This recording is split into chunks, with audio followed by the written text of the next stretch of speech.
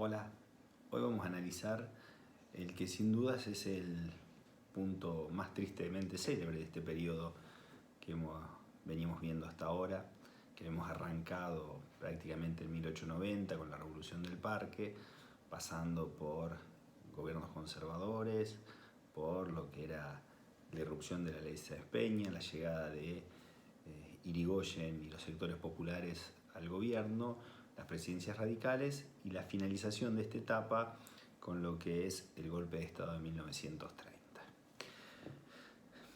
Para analizar este periodo y para analizar lo que fue el golpe de 1930 y las consecuencias institucionales, que es lo que voy a tratar de explicar y de ver, dado que las otras cuestiones las tienen en los textos que se les han dado para la lectura,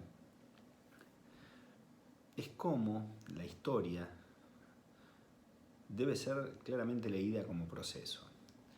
¿Y por qué les digo esto?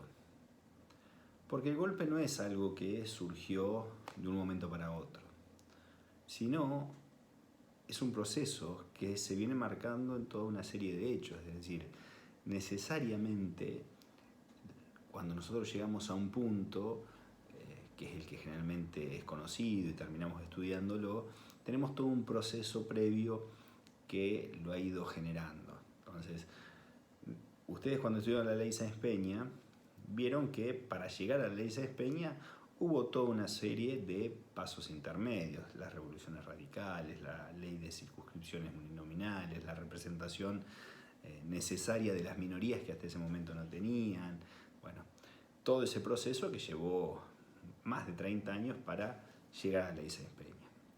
Y con la situación del golpe de 1930, también se dan toda una serie de situaciones que son relevantes para que nosotros analicemos por qué se produce y, lo que es peor, cuáles son las consecuencias que ese golpe genera y que va a marcar la historia argentina por más de 50 años. Es decir, lo que pasa el 6 de septiembre de 1930 y lo que los documentos institucionales modifican posteriormente tiene consecuencias. ¿Cuándo tiene consecuencias? En el golpe de Estado de 1943, en el golpe de Estado de 1955, en el golpe de Estado de 1966, en el golpe de Estado de 1976. Todos y cada uno de ellos van a estar marcados por este golpe de 1930. Lo primero que tenemos que decir es que, a diferencia de situaciones anteriores donde había habido cambios de gobierno, conflictos e incluso revoluciones, la característica que tenía el gobierno de Irigoyen es que era un gobierno elegido por el pueblo, elegido democráticamente, en elecciones transparentes, donde las minorías tenían representación, había representación parlamentaria tanto en Senado como en diputados, había provincias que estaban gobernadas por otro signo político, se permitía la participación política de los opositores. Entonces, claramente, esta situación lo primero que hace es deslegitimar cualquier tipo de intento golpista. ¿Qué había generado el radicalismo en ese periodo y especialmente Irigoyen? En primer lugar, un fuerte enfrentamiento con los sectores del poder y los sectores conservadores. La llegada del radicalismo y de Irigoyen al gobierno había significado, primero, el acceso de los sectores medios al empleo público, a los cargos públicos y las decisiones de poder. Había significado la igualdad educativa en todo sentido, es decir, no solo la famosa incorporación del guardapolvo blanco que igualaba a todos los niños, fueran de los sectores que fueran y que asistían a la escuela, sino la reforma universitaria que cortó con una universidad elitista hasta ese momento, sino que además había tenido un periodo donde muchas legislaciones laborales se habían impuesto en todos estos periodos que había necesariamente generado incomodidades de los sectores conservadores y del empresariado de ese momento. Punto culmine es la ley de jornada laboral, en el último gobierno de Irigoyen se establece la ley de 8 horas de trabajo que es impuesta y que generó mucha resistencia.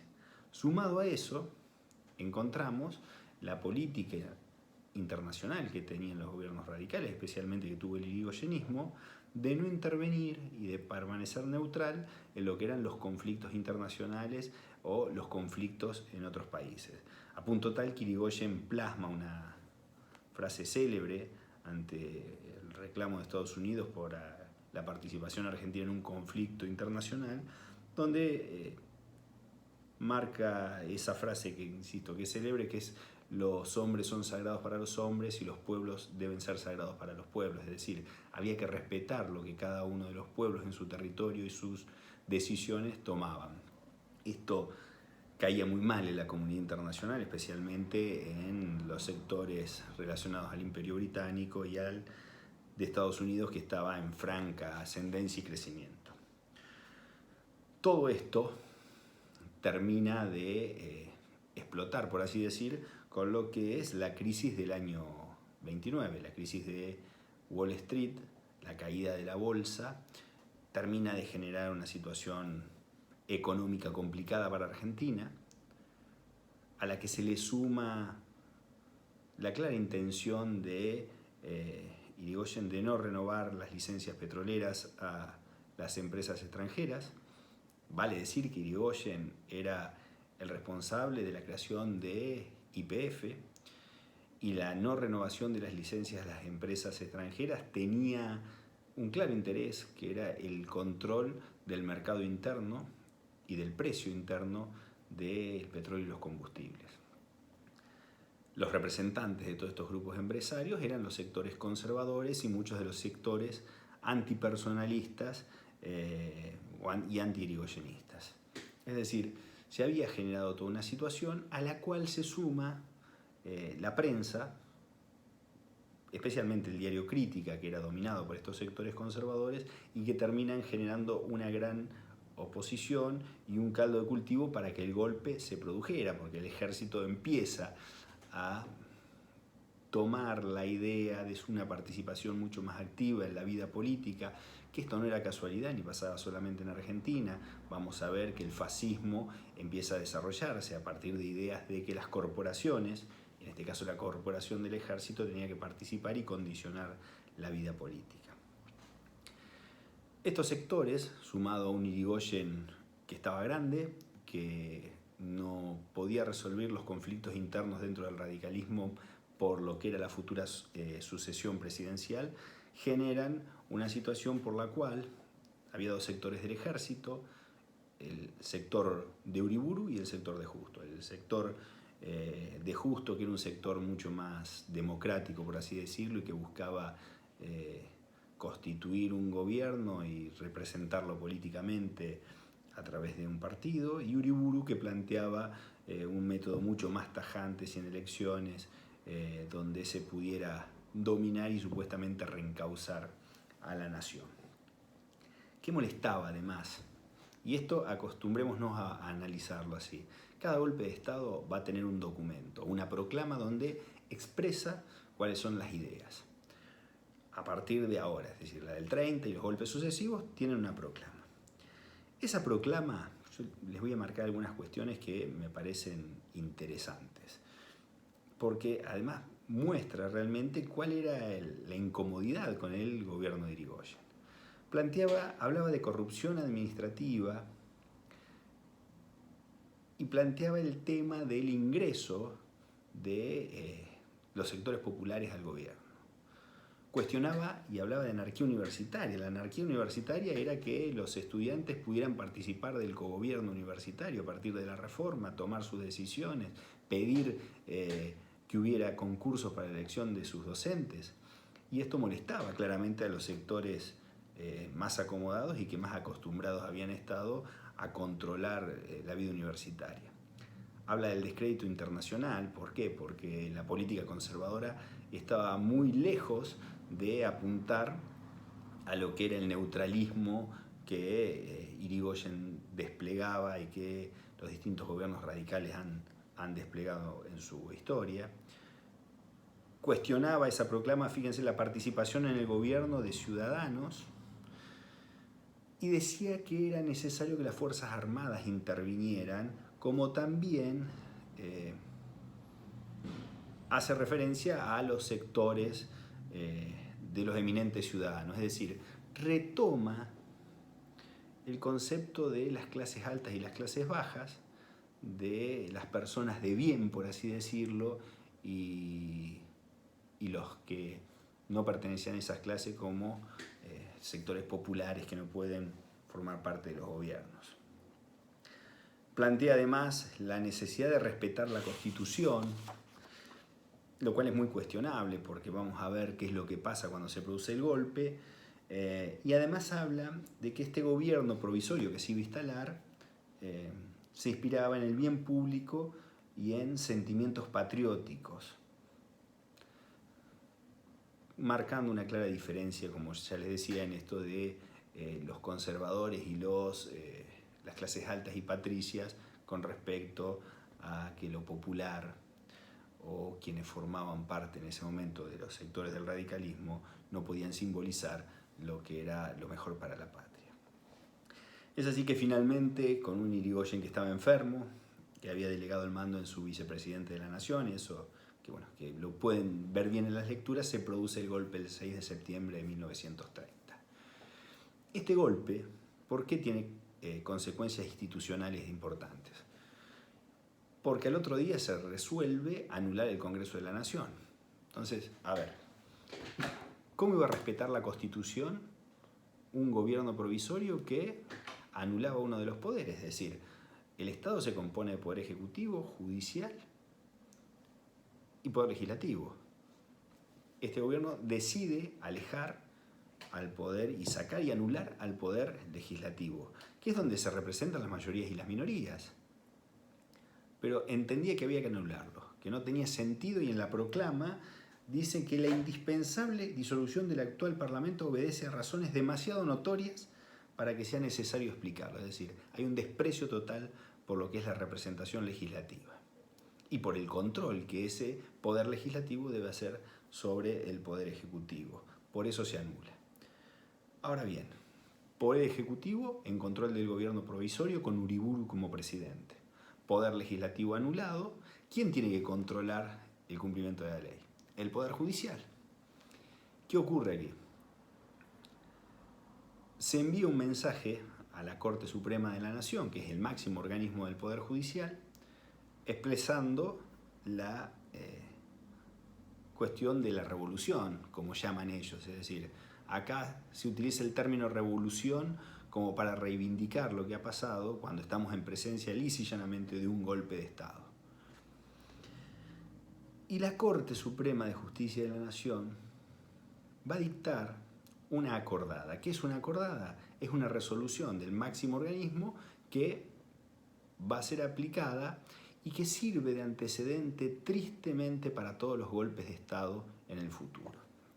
Esa acordada de la Corte del 30, de la que les hablo, va a significar la legalización de la dictadura, de la primera dictadura militar en nuestro país implantada a través de un golpe de Estado.